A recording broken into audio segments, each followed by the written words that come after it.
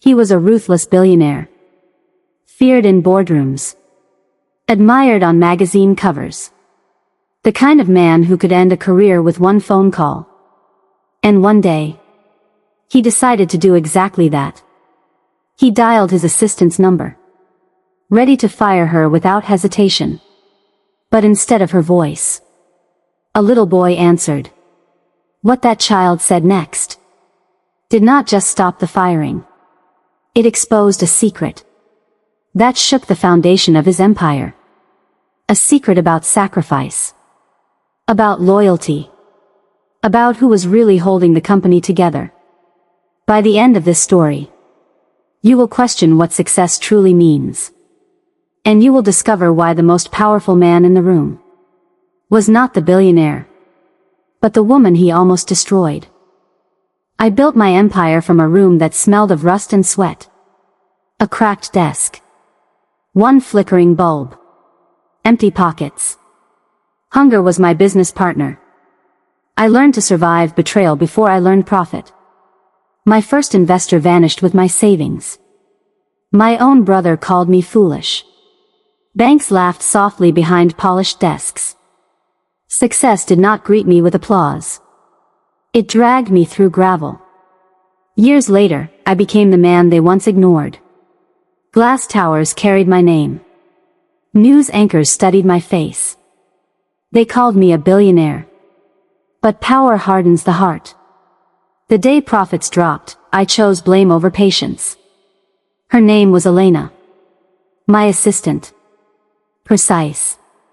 Loyal. Quiet strength in high heels. I dialed her number myself. Anger tastes metallic. The phone rang. A small voice answered. Hello. This is Mom's phone. I froze. He told me she was in the hospital. Exhaustion. 2 jobs. No complaints. I saw her differently then. Memories flooded back. Elena staying late. Elena correcting my temper. Elena placing tea beside me on nights I stared at numbers like they were enemies. She believed in me when I was still fighting ghosts of failure. She once said, "We build people before we build companies." I never asked what she was building alone.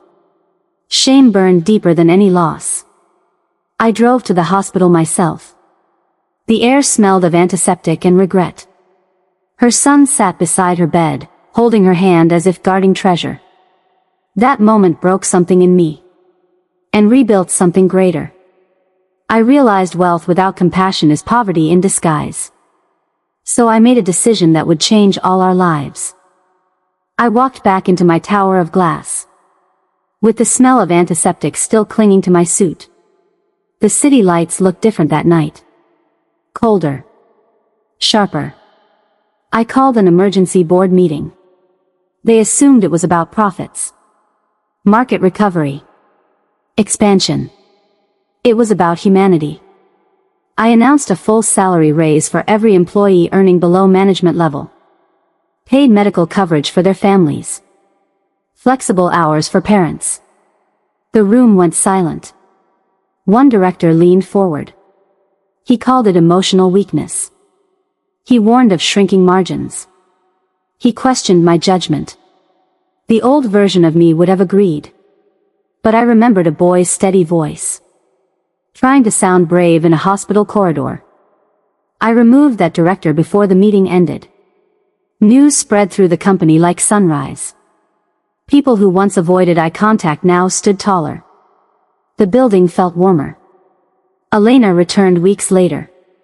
Paler. Thinner. Still dignified. When she stepped into my office, she expected termination papers. Instead, I handed her a folder. Inside was a partnership agreement. Equity. A seat at the executive table. Her hands trembled. She told me she was only doing her job. I told her she had done far more. She had preserved my conscience. When success tried to erase it. Months passed. Productivity soared. Profits doubled. Investors praised my leadership philosophy. They called it visionary strategy. They never knew it began with a child guarding his mother's hand. One evening, Elena stood beside me on the rooftop terrace. The wind moved gently through her hair. The city hummed below us. She said she had almost resigned that week. She had prepared a letter.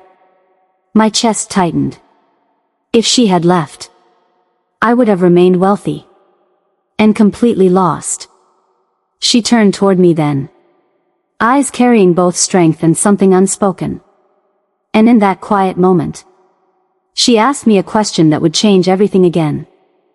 She asked me, "Who were you before the world started clapping for you?" The question unsettled me more than any market crash. I looked over the skyline. Steel and glass reflecting a man I barely recognized. Before applause, I was a son of a factory worker. A boy who watched his mother mend torn shirts under dim light. A dreamer who promised he would build safety for them. Somewhere between survival and success. I replaced purpose with pride. Elena listened without interrupting. The wind carried the scent of rain. The city lights shimmered like distant memories. She told me her husband had left when their son was 3. Debt followed. Judgment followed. Lonely nights followed. She said she stayed in my company. Not for salary. But because she believed I still carried the heart of that boy. Her faith in me felt heavier than any investment. Days later, I visited the factory where my father once worked. The air still smelled of oil and metal. Men bent over machines with the same tired shoulders I remembered. I announced a new foundation. Scholarships for their children. Ownership shares for long-serving workers. Financial education programs for families drowning in debt. Some executives resisted quietly. Anonymous emails questioned my direction. One investor threatened to withdraw. Fear brushed against me again. The old hunger whispered caution. That night I sat alone in my office. Elena entered without knocking. She placed a simple photograph on my desk. It was her son. Standing proudly in his school uniform. Holding a certificate with my company logo printed at the top. He wants to build something one day, she said softly. I stared at that image. And felt the weight of legacy pressing against my chest. If I failed now, it would not be money I lost, but meaning. The next morning, I prepared to address the shareholders. Knowing the decision I was about to declare could either fracture my empire or redefine it forever. The shareholders filled the hall with polished shoes and cautious smiles. Numbers glowed on the giant screen behind me. Growth curves. Risk projections. Warnings in red. I felt the weight of every eye. One wrong sentence could cost billions. I began with profits. Stability. Expansion forecasts.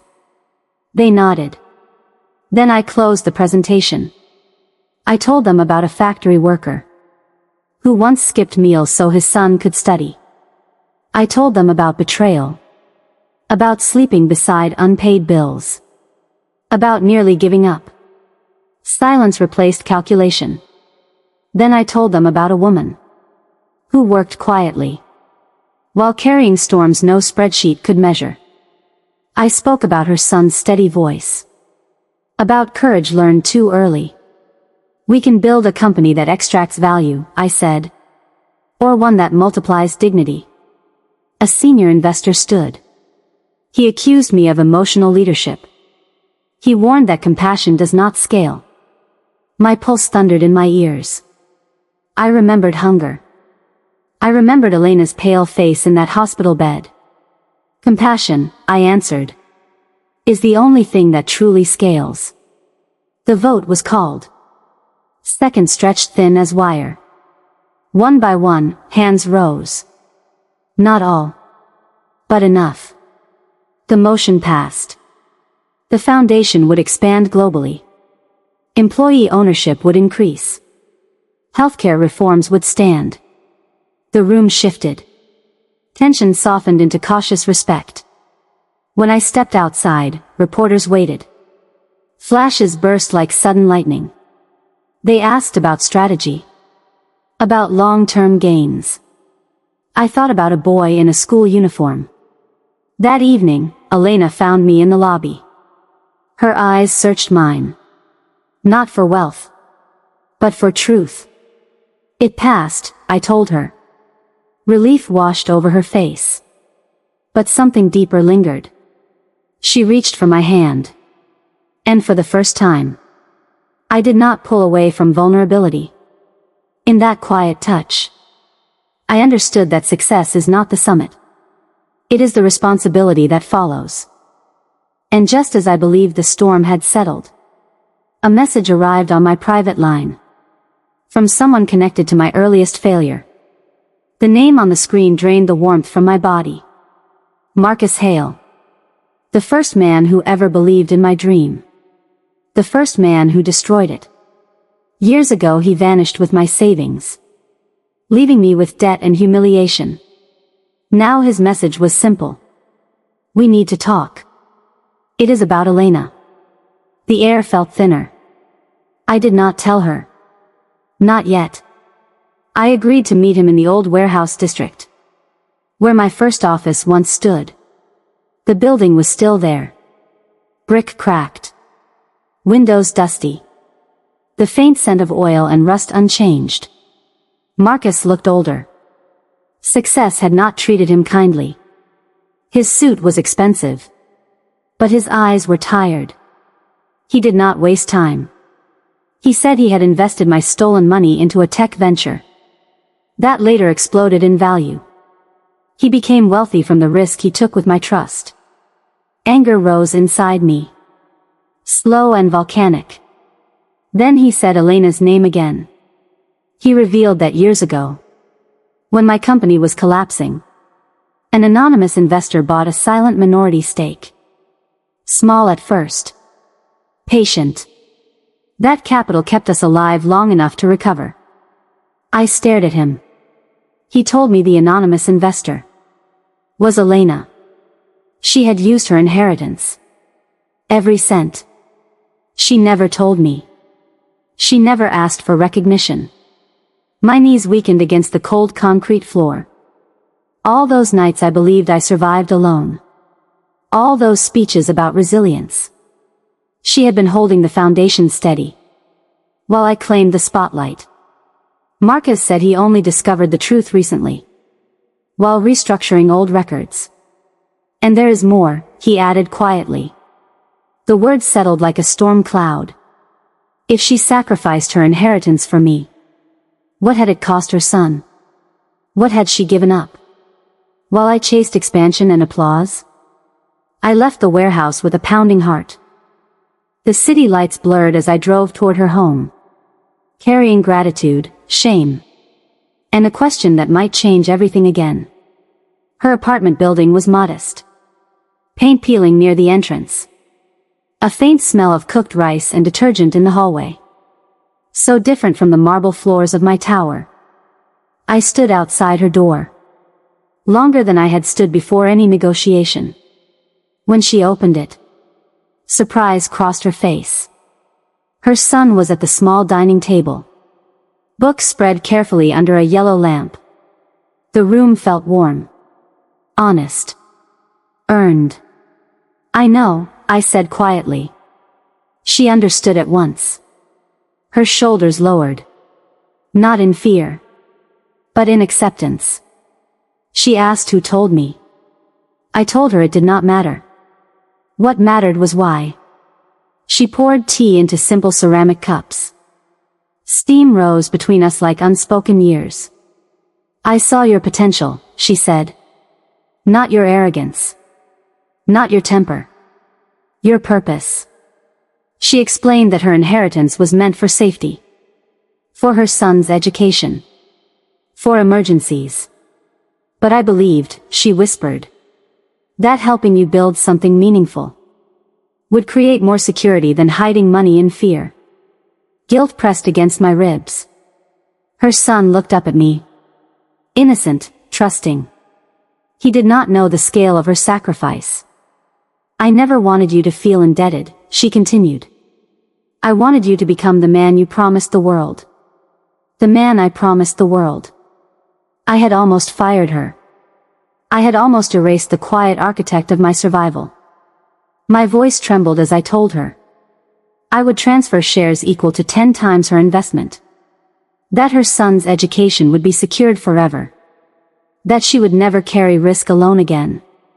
She shook her head gently. I did not invest for return, she said. I invested in who you could become. The simplicity of that truth humbled me more than any loss. Then her son spoke softly from the table. Mom says real wealth is what you protect, not what you own. His words settled deep within me. In that small apartment, I understood that my greatest asset was not equity, but the people who believed in me. Before I deserved it, I reached for her hand, ready to tell her what my heart had been guarding for months.